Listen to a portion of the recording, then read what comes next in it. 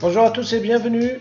Imaginez que quelques années avant, vous auriez vu une vidéo vous encourageant à investir dans Facebook, dans Google, Uber, Amazon, Snapchat ou Twitter. Imaginez si vous êtes déjà investisseur dans ces grands groupes. Imaginez quelle serait votre vie actuellement. En 15 minutes, vous allez découvrir un business immense qui est en train de faire le buzz, qui est en train de bouleverser le monde de la finance. Un petit rappel, en 2008, il y a eu la crise financière mondiale. Par contre, en 2009, il y a eu apparition de la blockchain. C'est quoi la blockchain? C'est un registre électronique public, partagé et transparent. On va un peu expliquer la différence entre Internet et blockchain. Quand vous envoyez un mail en utilisant Internet, par exemple une photo, en vérité vous envoyez une copie parce que vous gardez toujours l'original. Ou bien quand vous faites un virement bancaire via Internet, en vérité la personne A ne fait pas elle-même le virement, mais elle donne juste via Internet un ordre à sa banque qui vire à la banque de la personne B. Si on va voir du côté blockchain, blockchain est appelé Internet 2.0. Même si ça utilise Internet, quand une personne A veut envoyer quelque chose, c'est un réel transfert parce que la personne B reçoit ce qu'envoie la personne A et la personne A n'a plus rien. Donc c'est un transfert à 100%, un transfert réel. Tout ce qui est argent, quand on utilise un système classique, il faut un intermédiaire qui est bien sûr la banque. Quand c'est un système blockchain, c'est ce qu'on appelle du peer-to-peer, égal à égal. La blockchain est appelée la technologie de la confiance. Grâce à la blockchain, on n'a pas besoin d'intermédiaire qui garantit les transferts, mais c'est le système, c'est la blockchain qui le fait. La blockchain en 2009 a permis de créer le sujet d'aujourd'hui qui est la crypto-monnaie.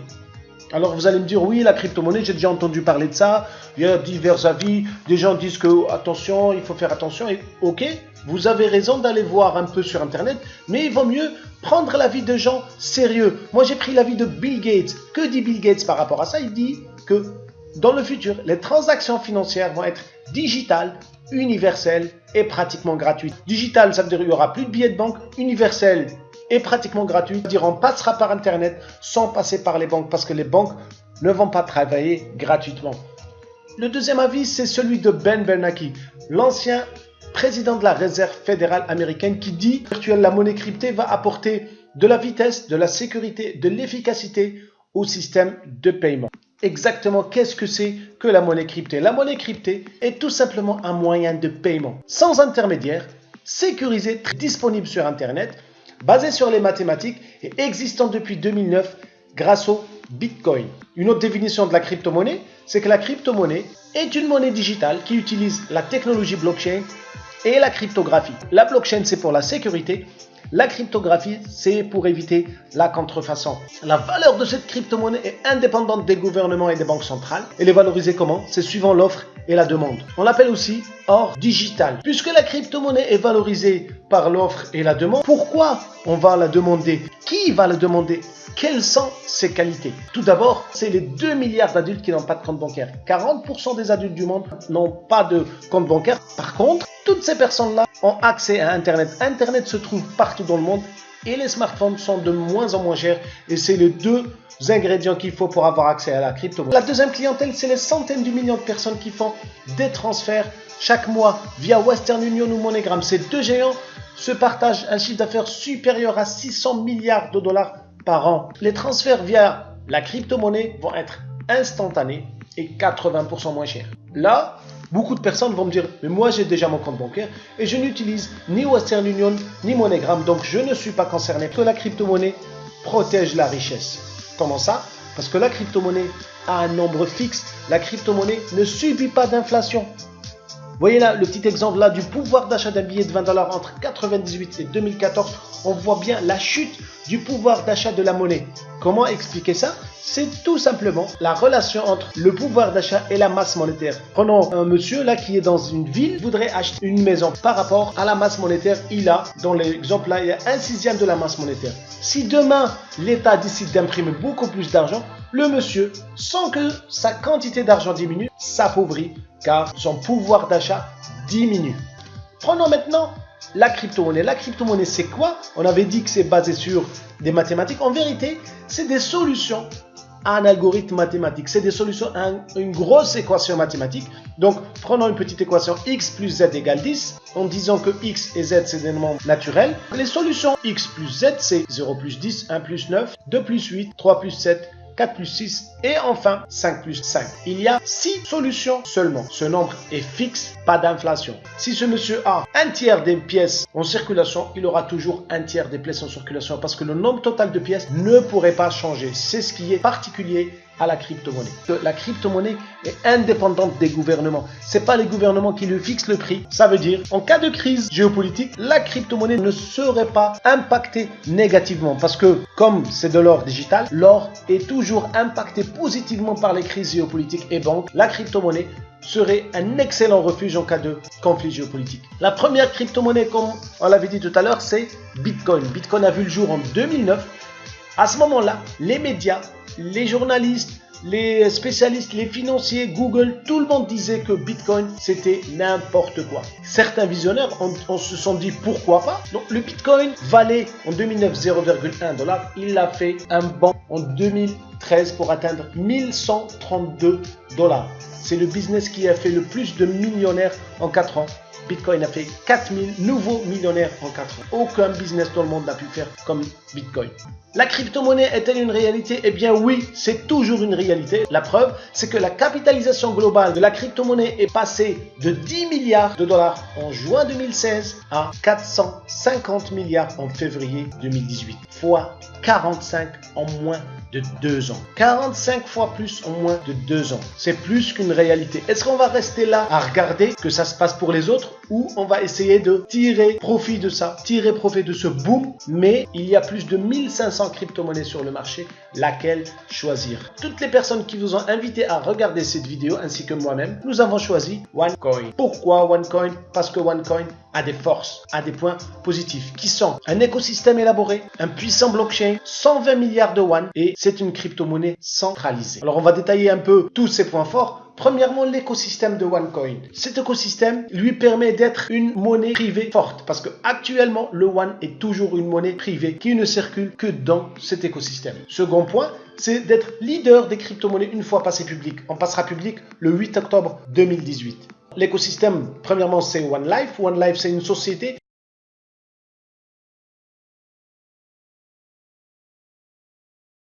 faire connaître le OneCoin à travers le monde via un système de distributeurs indépendants. Les deux produits essentiels qu'elle vend, c'est One Academy et One Forex. OneLife a le record mondial absolu. C'est la seule entreprise au monde qui a pu faire 1 milliard de chiffre d'affaires en seulement 11 mois. Toutes sociétés confondues. Le record était chez Groupon qui avait fait 1 milliard de dollars en 3 ans d'existence. OneLife, à travers ses 3,4 millions de distributeurs, se trouve dans plus de 194 pays dans le monde. C'est vraiment exceptionnel la croissance de cette entreprise. Les deux produits, c'est One Academy, c'est de l'apprentissage en ligne, divers sujets, commerce, bourse, crypto-monnaie, analyse financière, gestion d'actifs. C'est des cours très riches et bien faits. Ça commence du niveau 1 jusqu'au niveau 7 pour ceux qui veulent vraiment se développer dans le monde de la finance. Je dirais en résumé, c'est une éducation pour apprendre à gagner de l'argent et à protéger sa richesse. Deuxième formation, c'est One Forex, formation en ligne qui permet de devenir trader sur le Forex. Le Forex, c'est le marché mondial de la devise avec plus de 5300 milliards de chiffre d'affaires par jour. Toujours pédagogique, One Forex a 5 niveaux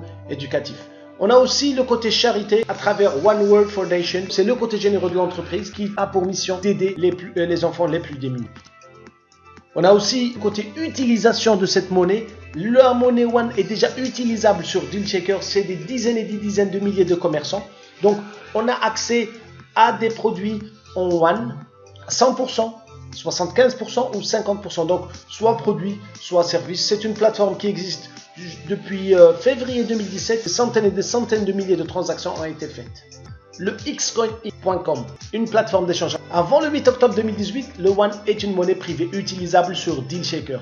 Après le 8 octobre 2018, on peut échanger le One contre de la devise. Et ceci sur quoi? Sur xcoinx.com ou sur d'autres plateformes. La OnePay, c'est un portefeuille électronique. C'est une solution de paiement rapide, économique et sécurisée pour payer directement les commerçants qui acceptent le One.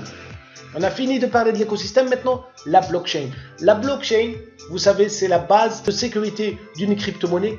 La blockchain de OneCoin est une blockchain très développée. Elle est très puissante aussi.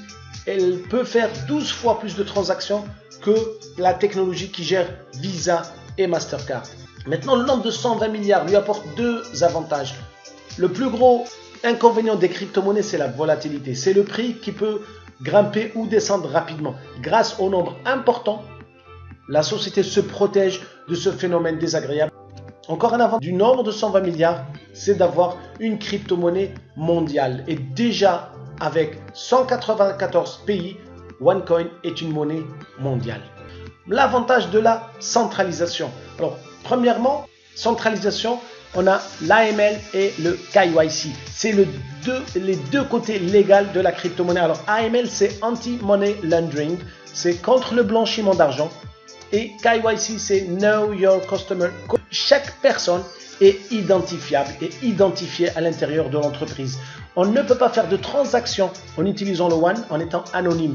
Donc, ces deux exigences de l'entreprise, le KYC et l'AML, permettent à cette crypto-monnaie d'être légale partout dans le monde et légale en Europe, vu que en Europe, une crypto-monnaie ne peut pas être légale, ceci depuis le 6 juin 2017, si elle n'a pas le KYC, le Know Your Customer. Troisième point, c'est en cas de problème informatique, en cas de pépin informatique, une crypto-monnaie centralisée peut facilement réparer tout ça. Donc ça, c'est les avantages de la crypto-monnaie centralisée. Et dans le monde, la majorité des crypto-monnaies ne sont pas centralisées. Encore un avantage, c'est que en cas d'oubli du mot de passe, quand c'est centralisé, il faut juste s'identifier à l'entreprise et on reçoit notre mot de passe. Troisième point, en cas de décès du détenteur du compte, il y a moyen de contacter l'entreprise pour récupérer le compte. Et enfin, grâce à la centralisation, il y a des entreprises externes, des entreprises d'audit qui viennent vérifier les comptes de OneCoin. Et ceci n'est pas possible dans les crypto-monnaies décentralisées. Donc, vous voyez un peu les 6 grands avantages de la centralisation. Qui est derrière cette idée? Qui est derrière cette grande réalisation? C'est Dr Ruja Ignatova, PDG et créatrice de OneCoin. Alors, une petite partie de son CV, c'est qu'elle a un doctorat en droit fait à Oxford. Elle a eu aussi un master en économie fait à Constance en Allemagne. Elle était la plus jeune avocate associée chez McKinsey. Elle était Businesswoman of the Year en Bulgarie en 2012 et en 2014. Et était, avant même de créer OneCoin, consultante internationale en crypto. Maintenant, vous allez me dire comment rejoindre OneLife, comment faire partie de cette aventure. Tout simplement en achetant un pack éducatif One Academy ou des packs éducatifs OneForex. Vous allez me dire oui, mais moi je suis là pour gagner de l'argent, pas pour acheter de la connaissance. Je vous réponds comme a dit Monsieur Benjamin Franklin, le meilleur investissement c'est la connaissance. Mais rassurez-vous, avec votre connaissance, vous aurez de la crypto-monnaie. Comment? Parce que vous aurez tout simplement de la matière première de la crypto-monnaie qui sont les e-jetons, les jetons électroniques qui nous permettent d'avoir de la crypto-monnaie, mais en plus vous avez une promotion sous forme de dédoublement de ces jetons. Alors ceci est valable que vous achetiez des packs éducatifs One Academy ou des packs éducatifs OneForex. Alors ça marche comment? J'achète mon pack éducatif One Academy ou OneForex, je reçois mes jetons gratuits, on appelle en anglais token. Ces e-jetons, via le dédoublement, ça dépend le pack que j'ai, le nombre de dédoublements que j'ai, se dédouble une fois, peut-être 2 fois. Une fois que j'ai fini mes promotions, mes dédoublements, je fais quoi? Je clique sur minage, donc je transforme ma matière première en crypto-monnaie. Prenons un exemple concret. Si je prenais un pack starter et un pack Tikkun, alors un pack à 110 et un pack à 5500, 800 jetons plus 48 000 jetons. Le premier dédoublement arrive, je double le tout, encore je double encore. Une fois que j'ai fini mes 3 dédoublements, je fais quoi? Je fais le minage et je me retrouve avec de la crypto-monnaie One. Là, j'ai le choix entre les dépenser sur DealShaker ou bien attendre le passage public le 8 octobre 2018. Quelle serait la valeur du One au passage public? C'est la question principale. On avait dit que la valeur d'une crypto-monnaie dépendait de l'offre et de la demande. On a dit aussi que l'offre est stable, l'offre est fixe pour OneCoin, c'est 120 milliards. Donc, pourquoi le monde de la crypto-monnaie va-t-il se tourner vers le One? Qu'apporte le One de plus par rapport aux autres crypto-monnaies? Eh bien, tout ça est dû à la vision du docteur Rouja.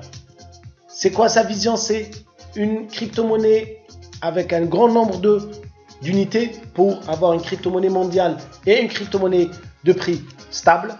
L'utilisation simple, transaction rapide en moins d'une minute, une crypto-monnaie légale avec KYC et AML. Ce n'est pas une crypto-monnaie pour la mafia, une crypto-monnaie sécurisée avec le dernier né des technologies blockchain, un transfert d'argent économique et rapide, aucune nationalité, d'une crypto-monnaie libre qui ne subit pas les conflits géopolitiques, une crypto-monnaie de cible globale, une crypto-monnaie mondiale, une crypto-monnaie déjà utilisable sur DealShaker, une crypto-monnaie déjà avec une communauté de 3,4 millions de membres. Tout est dans la vision. Alors, parlons un peu de vision. La vision du chanteur Bono de U2 qui a acheté 76 millions d'euros en actions Facebook. Ceci lui a permis de gagner bien plus d'argent que toute sa carrière de musicien. Ses actions Facebook ont fait de lui le chanteur pop le plus riche en 2015. Ses actions valaient 1,3 milliard d'euros. C'est 17 fois plus en 6 ans. Tout ça grâce à la vision. Kodak, qui n'a pas eu la vision, elle a refusé de commercialiser l'appareil photo numérique. Pourtant, inventé par un de ses ingénieurs, M. Steve Sasson. Vous voyez un peu la vision quand on l'a, quand on l'a pas. Encore une fois, Bitcoin. Quand tout le monde critiquait Bitcoin, Bitcoin coûtait 0,1 $ en 2009. Eh bien, il y a eu des visionnaires qui ont investi et se sont fait 200 000 fois plus de gains. Et aussi, le monde de la crypto-monnaie est passé d'une seule crypto-monnaie valorisée à 0,1 $ en 2009 à plus de 1500 crypto-monnaies valorisées à plus de 450 milliards de dollars. Eh bien, vous êtes au courant. Contactez la personne qui vous a envoyé cette vidéo et faites ce que vous avez à faire.